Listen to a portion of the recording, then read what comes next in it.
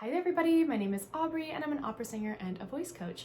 Today I'm really excited because I found this video of J-Lo singing live, and I think it's a really great opportunity for us to open some dialogue regarding continuity of voice, comfort while we're singing, and things like that, because although this might not be her best performance ever, it has a lot of really good points for us to take a peek at while we're studying how to sing. So without any further ado, let's take a look at J-Lo.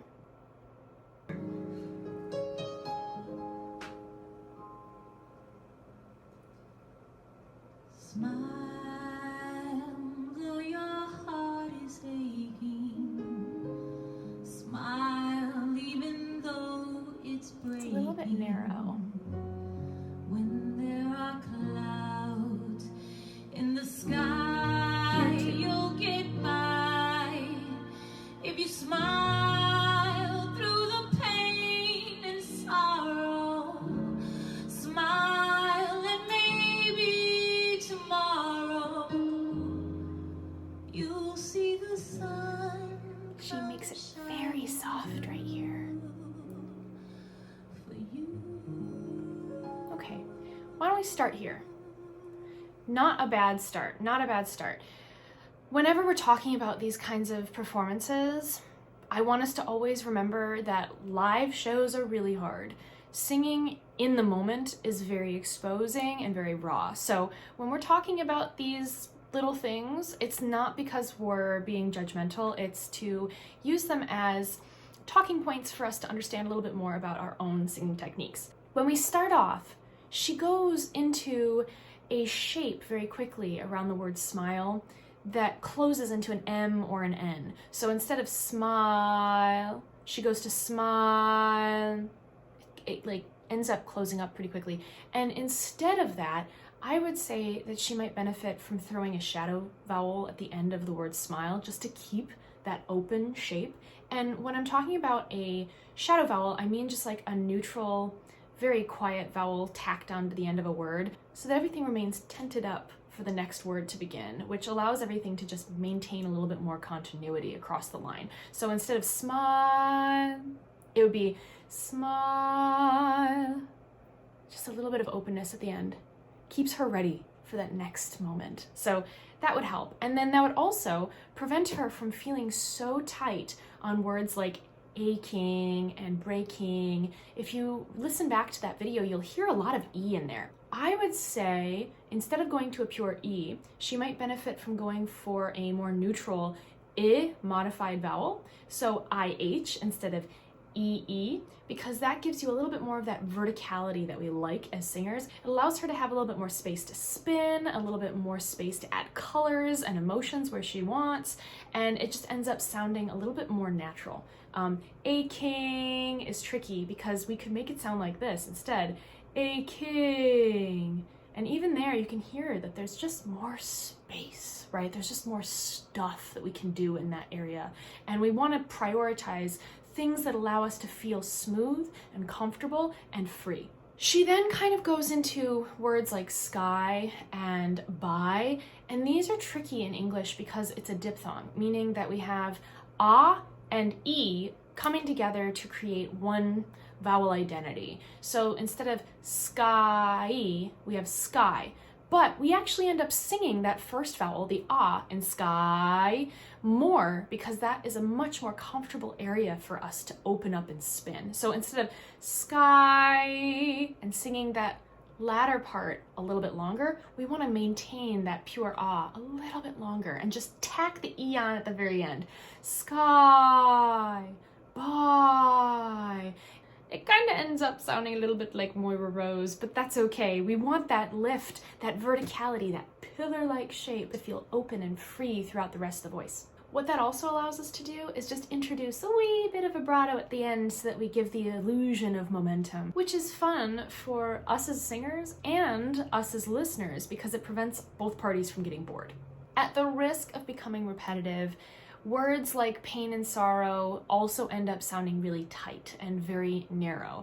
We want to prevent ourselves from confusing breath stoppage with expressivity. There are points where rests and such interruptions in the flow can elicit a very emotional response, but it can also end up making it very hard for us to come back into that line. So instead of making it so disjointed, I would tell her to try and waterfall a little bit more into the next word to create that fullness, that effortlessness. It's a really gorgeous color when she does open up, but it seems like she really likes that sense of control she gets from the closed vowel shape. The problem with that closed vowel shape really comes to light though when she sings the word maybe, because it just sounds a little bit flat, just a little bit. It's not like heinously out of tune, but it's just not quite there because that flatness pulls you down a little bit. So you end up fighting a lot. It's almost like you're reaching from below to get that note. Instead, we could just think about that vertical shape, that neutral vowel color, to try and lift it and make it feel less like we're coming from below and more like we're coming down from above. So instead of maybe, I would think maybe. That extra lift in the back of our throat can do wonders for us as singers. It's not a huge change, but I feel like you'll probably notice a big difference if you were to do it yourself. She then finalizes this phrase with almost like a baby voice that kind of reminds me a little bit of like Britney Spears, but it's just so different than the rest of her voice that she was just using that I don't know if it feels as connected as it should. So maybe instead of going for a different timbre or a different color, we want to think about using a different adjective. So I think that she's trying to go for tenderness here. And I read the tenderness, but I think that you can play tenderness up in different ways than just going into this very small space. So instead of just closing it off and making it small, I think you can leave it nice and spacious and open, but just have a really good support from the diaphragm. And it's not like you end up pushing really hard. It's very gentle, but consistent. Just the words for you can go from for you to for you. And both of them are nice and gentle and soft, but the second one to me has a bit more meatiness, right? Like a little bit more color. They're both soft, they're both delicate, they're both tender. However, I think I would prefer to listen to the second one just because it makes me feel more stuff. All that being said, you might make a different decision regarding how you sing this part, but make sure that you're always thinking about how the audience is going to interpret your singing as well, because we want to share our voice with people, right? We want to share the experience. We want other people to feel what we feel. So play around with different colors, different shapes in the mouth, different amounts of airflow. All that stuff is going to come together to create your unique voice. So let's continue. Light up your face with gladness, hide every trace of sadness, although a tear may be ever so near. That's the time you must keep on trying. Smile, what's the use of crying? You'll see that life is still worthwhile if you just smile. I would want her to open up just a little bit more there. Really nice though. Overarchingly, I think she did a nice job. Just taking that moment, just that last note, the word smile. That little diphthong comes back in when she sings there. Smile. She's almost close to the E. Smile. It ends up being a little bit caught. Whereas I would tell her, really go for that pure ah. That first ah is gorgeous when we sing through it. Smile.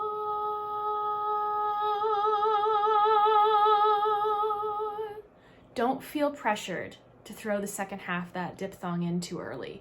Let it be the very last thing you do. It does not matter. Nobody cares as long as you're singing a beautiful sound throughout that entire length. Held out notes can be extremely difficult. You have to be very careful about which vowels you end up choosing to use because they can end up being awesome and just end up making an iconic sound, or they end up not being ideal and then you just get stuck holding them out for an extended period of time.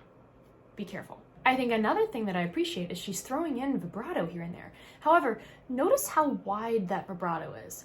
I think it feels a little bit forced. Maybe she should try lightening it up just a little bit and thinking not so much about keeping a vibrato there, but just letting it kind of flutter above, just twinkling above. When she goes into that's the time, right? When she starts doing that really big build up to the climax, I feel a lot of pressure. I feel like she shifts her weight a little bit from how she has been singing. She goes, okay, now it's time for me to sing, right? And I want her to feel a little bit more like a natural build up there. So instead of telling herself, now I have to go into a higher gear, I would tell her, really let yourself be guided by the emotions. You will experience development there, right? Because it's the way that the song is written. You're increasing in your height and in the volume and in what you're saying. It's very emotional, but you don't want to feel like you're the person guiding that.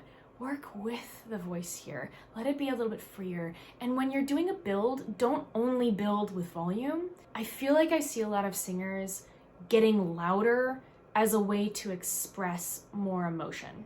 And although that's like completely valid and it does work, I don't think it's the only way to do that. I think there's a lot of ways that we can play with our voice and elicit higher levels of emotion, right? We can play with tempo, we can play with timbre, we can play with the volume, we can even play with how we deliver the words, we can play with our facial expression. Something I always tell people is that if you're talking on the phone with someone, you can tell if they're like frowning or smiling, right? Because the way our face interacts with our voice is actually quite intimate. So we end up actually being able to hear a lot of emotions across the voice, even when we're not seeing somebody's face. We want to use that as singers to our advantage. So here, I would let herself really embrace some of the acting that gets involved with the process of singing. She's been doing a lot of acting recently, so I would totally tell her, yeah, fuse those two things together, it's gonna be great. Overarchingly, I think this performance is really pretty. I love the song. This is so different than what I usually hear her singing, so it's just like kind of fun to see her do this and enjoy yourself. It looks like it might be like an at-home karaoke party. Love that. And I think that this song is such a great way for us as singing students to kind of just do a little bit of a breakdown as to what's going on with her voice, and kind of talk a little bit about things we might change or things that we celebrate. At the very end, you hear people clapping, and you know, it sounds like she just seems like she's having a nice time. And so I really applaud her for having this out there so that we can talk a little bit about it. So some of the takeaways, right, is watch out for your diphthongs. When you're singing a diphthong, usually you'll feel better singing the first vowel of the two. Then the next thing is when you're singing for extended periods of time, try and pick a vowel that will maintain itself very well and doesn't cause any flattening of the pitch. Then another thing that we want to focus on is making sure that we think about continuity of the line. Don't immediately go to chopping up the voice and stopping airflow. Try and think about how you can waterfall through. And when you do want to pull off, think more about gentle breaths or rests rather than fully stopping. And then the last thing I think we can take away from this is making sure that we think about placement all the time. I think this video is a great example of how she does so much correct, and then one little thing in placement can make our ears go, Well, everybody, that is it for today. Thank you so much for hanging out with me. Thank you, J-Lo, for singing this fabulous song. And I hope that you guys got something out of this. If you're interested in me reacting to anything else, feel free to put it down in the comment section below. And as always, keep on singing.